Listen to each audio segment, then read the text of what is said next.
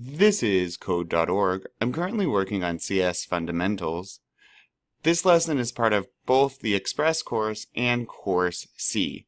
In the Express course, it's lesson 26, and Course C, it's lesson 12. Build a Flappy Game, Puzzle 6. We've already added a scoreboard to count points when Flappy passes obstacles. Cool. Add a block to the When Pass an Obstacle event, which I see right here. That's our event.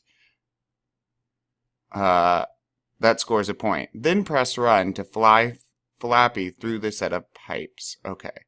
This icon means that this level, so this saves. We're going to be building something as we go. What we do here saves up to the next part. So, when past an obstacle, score a point. Oh, here.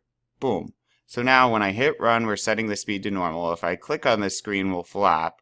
If I hit the ground, game over. If I hit the ground, game over, right? In game, in green. Now, when I pass an obstacle, it should score a point. Let's test out. Oh, and there's a score right there. Ah! Although I didn't quite pass it, it's giving me credit because they're kind. Let's keep going.